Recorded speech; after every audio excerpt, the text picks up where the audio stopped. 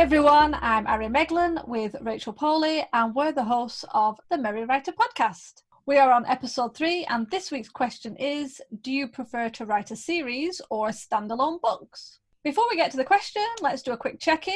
Rachel, how is your writing going?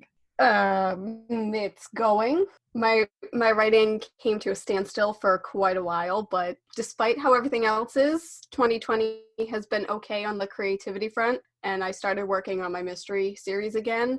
My mystery series is just simply titled George Florence, and I've been working on the series and the first book since 2011. So it's Camp NaNoWriMo this month, and I've decided I'm finally going to rework book 1 again, but that's okay.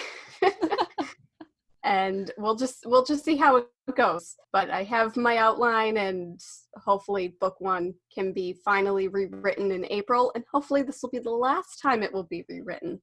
How about you? How's your writing going? Not bad. I actually completed, the 85k writing challenge. For anyone who doesn't know, the 85k writing challenge was started by our friend and author Julie Valerie. It runs from January to March, and the concept is to write 85,000 words in 90 days. I have tried this challenge for 4 or 5 years since it started, and I mostly don't manage it. Probably because the beginning of the year is always so hectic and something always comes up. But this year, I actually managed it. So at the end of March, I managed to write 85,055 words. Yay! Good job. Yeah. So while it wasn't all on one novel, a lot of the information, a lot of the scenes I wrote were specifically to my main novel. Most of the scenes were for my main novel called The Blessed, which is a working title at the moment. But it gave me some new ideas for book 2 and 3, and it kept me in the routine, which was the most important thing. So I will hopefully be writing every day again, and maybe not the same amount of words that I needed to do for the challenge, but definitely going to be writing every day. That's good. I tried to do the 85K 90 challenge this year, and I totally flunked it. It didn't work for me this year because there was so much else going on at the beginning of this year that I wasn't able to focus on it. So that's why I'm hoping Camp NaNoWriMo this month will allow me to get back into that routine, and then come next January, I'll be able to do the 85K 90 challenge in full instead of hopping in the middle of the year and working on the rest of the stuff. No, that's but it. Good for you. That's excellent. Oh, thank you. It's funny because I've tried NaNoWriMo in November, not last year, the year before, and that was just not right for me. It just didn't. It was okay, but it just didn't work for me. I like the idea of 3 months rather than a tight 1 month. But yeah, I think starting in January is always difficult anyway. But I was quite impressed, very impressed that I actually managed it. Yeah, that's excellent. And the thing with NaNoWriMo, it's not for everybody, and it is hard to write the 50K in 1 month. But that's what's nice about the camp months, because you can set your own goal. Like, you could just set it to 10,000 words if you wanted to, or even 5,000 words. You could write a script or poetry. You could do whatever you want. So it's a little more flexible during the camp months, which I still try to keep up the 50K a month just to keep myself in the routine, because the whole point of NaNoWriMo is to just get the first draft done. No editing, just get it down on paper, and then the after months you can really zero in and focus on what you wrote. Well, that's it. It's routine, isn't it? It's keeping you going, keeping you accountable. I kind of like the idea of setting your own like project, your own word count and everything. Mm-hmm. So yeah, I mean, that's what I will be doing from now on, now that the 85K has the writing section, because actually the 85K does run all year. Each month is assigned to a different task, such as editing or preparing, but I will be using the rest of the year to focus on pulling the novel together and then filling out the first draft, because I got most of the big points down and the ideas and the scenes, but I need to sort of plump it up with detail, because that's what I didn't do. But no, I think these challenges like NaNoWriMo and the 85K challenge are really good for helping you build routine and structure and accountability. I agree. Accountability is a huge part when it comes to writing, because, writing advice, they tell you to write every day and get into a routine with it. And that's true to a certain extent, but sometimes it's just not feasible, and you can't write every day. And some people tell you to write a certain amount of words per day. And I try to have a daily word count goal. But sometimes if you just sit down at your computer and you write a sentence, that's fine. Oh, you definitely. can say you did something. Any progress is progress. So true. That's what I tell myself. No, I think people can get too tied up with word counts, and as you said, that advice of, oh, write every single day. It's like, well, depending on what's going on in your life and the responsibilities and work and chores you have, that isn't possible. And putting pressure on people, making them think that that is a necessity to be a writer, to be a published author, is not the best advice. I agree. Because sometimes you need a break. It's one thing to write 365 days a year, but you're going to need a break at one point. True. Very true. Okay, so let's get on to the question of the day, which is, do you prefer to write a series or standalone books? So when we talk about series, that could mean a duology, which is just 2 books, a trilogy, which is 3 books, or a series, which is multiple. And that can be an open series or a closed series. With an open series, that is usually where the writer has not got an idea of how the series will end, and books will often just keep coming. A closed series is where the writer has planned and knows all the books and how the whole series will end. So Rachel, what about yourself? For me, I typically write series as opposed to standalone novels because the ideas just keep coming. When I first started writing, I always wanted to write standalones because I had so many different novel ideas that in my head, I thought I was going to be the author of like 1,000 books. And I just had so many different plot ideas in different genres with all these different characters. And I figured each novel would just be its own thing. And I would, NaNoWriMo, I didn't discover NaNoWriMo until 2008. But, if I just went along with NaNoWriMo and the 3 sessions a year, I could write 3 novels in 1 year. Boom, done. It's easy, right? I think we had that conversation before. It's so easy to just write a book and just so easy. Kick it out to the curb. But as I got older and the more I wrote, my novels ended up always turning into series because I kept coming up with ideas, and there would be 1 or 2 characters that they just needed their story to be told in greater detail. And like my mystery series, for example, that started off as 1 book, and then I decided to make it a trilogy, and now I'm planning 10 books for the series. I don't know if it will come to that, but I have this whole elaborate thing planned out, and we'll just see how it goes. But I don't think I would ever be able to write a standalone because my mind just always goes, and my characters just need the limelight too much. They're very selfish. They just evolve as you write them. It's like you come up with some really good simple plots. It's like, yeah, this is perfect. And as you write it, it's like, no, we have more ideas. And the characters just become bigger and stronger and more complex. And they just need to be in more books. Yeah, exactly. And if you enjoy your characters and you love them enough, then yeah, by all means, write a series about them. Keep going if the ideas are coming. You typically go with series or standalones?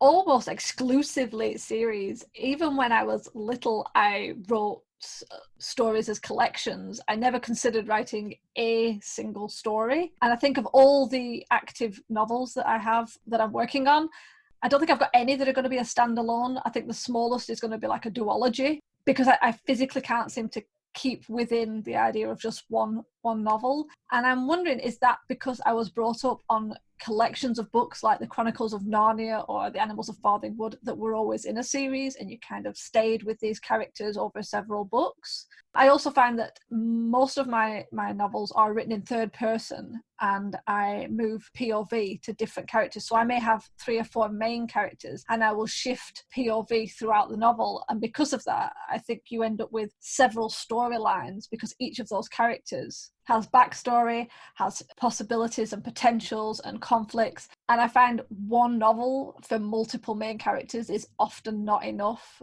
because they're too complex and they need to sort of spread through, and And to be fair, a lot of readers want to know more about characters.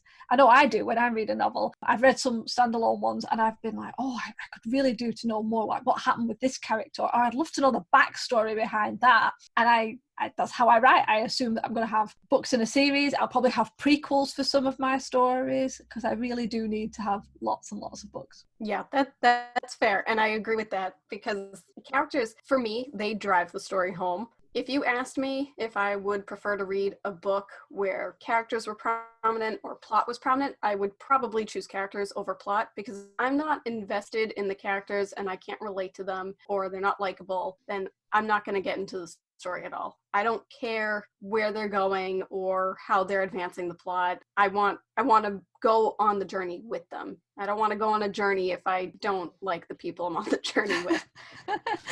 No, that's a good point. Yeah, I think I'm very character driven. I love the detail of characters. I love knowing about their backstory. I love knowing about their family and the relationships and the dynamics. I've read books where the plot was not bad, but it was quite loose and quite simple.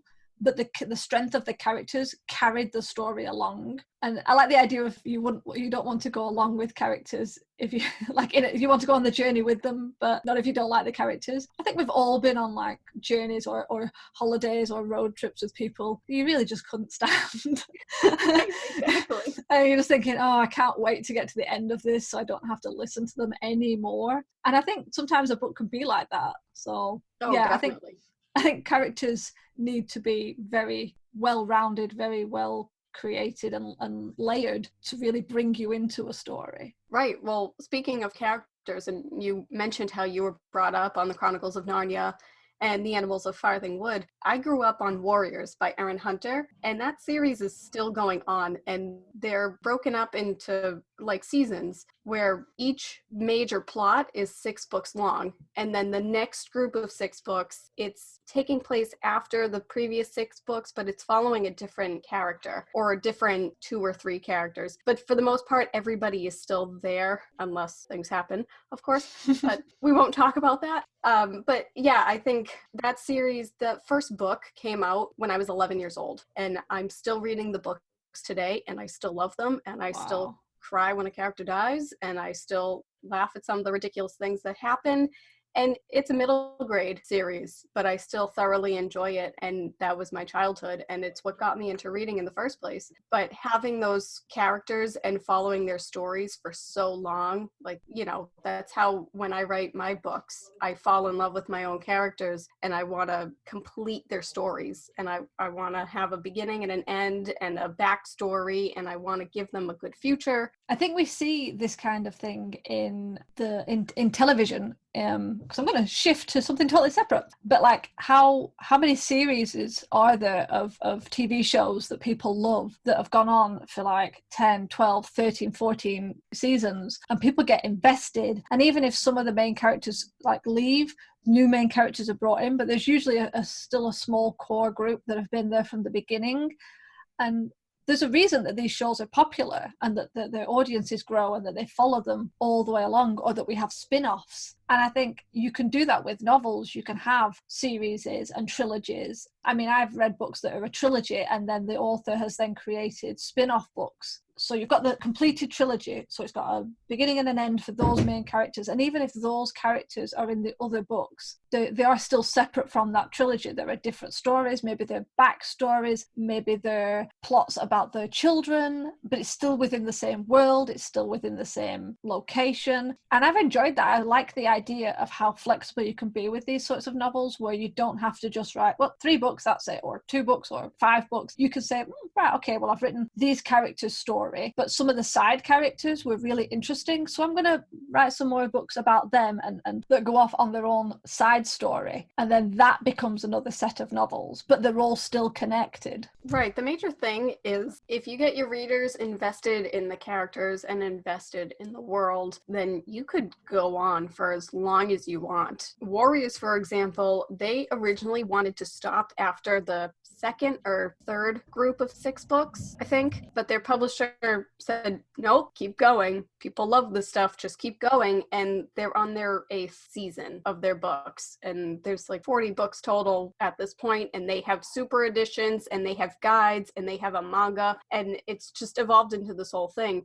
And so when I write my mystery series, I think I kind of channel that a little bit, and I'm like, this is going to be great. I'm going to have all this stuff, and I don't know if anybody will read it or even enjoy it, but I'm having fun with it, and that's what I love about it, because I love these characters and I want to breathe as much life into them as possible. Yeah, what you said about like the extras you can do, I think that's what's always been enticing with series, is that it's not just the main books you write. You can have prequels, you can have guides and encyclopedias and these sorts of extra books where maybe it's got all the maps in, or it has, the travel guide of the flora and fauna of that world. And I think when you create a series, you open up the opportunity to really delve into the story and the characters and the world, and especially that works well with fantasy. However, on the flip side, there's obviously, whatever we're saying, there's nothing wrong with writing a standalone, and I've read some brilliant standalone books that definitely would not have benefited from being extended. And I think sometimes the worry can be that someone could write a standalone book that works perfectly as is, and then maybe feels pressure, or maybe suddenly decides, yeah, let's make this a series. And it can be quite jarring if it's not been planned as a series.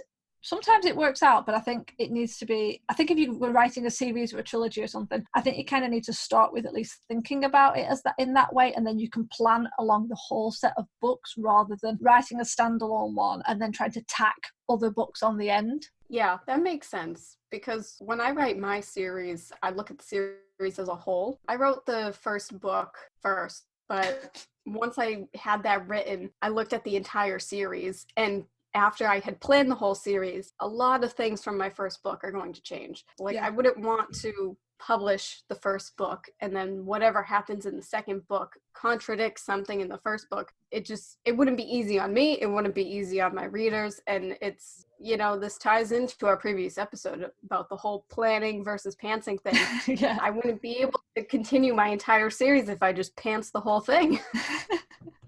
By the way, kudos to anyone who can, because that is an incredible skill, and we're very impressed. Yes. Because there's nothing wrong with any of that. There is nothing wrong with just going in a series willy-nilly. There is nothing wrong with just writing a standalone and then deciding afterward, actually, I think I want to continue this. Because as I said earlier, if your readers are invested and they want more and you enjoy it, then why not? Go for it. Keep going. More power to you. Yeah, if you can tie it in well and build a series, that's brilliant. But I think it does need to be thought carefully, and not just well, tack another book on, unless you are a natural pantser, because it can, as I said, I've read books where you can kind of tell, and as you said, the first book and the second book seem almost contradictory in point. Mm-hmm. So we've talked about open-ended series. Is that what you prefer, do you think, open-ended series, or would you rather have a closed series to both read and write? Honestly, I think it depends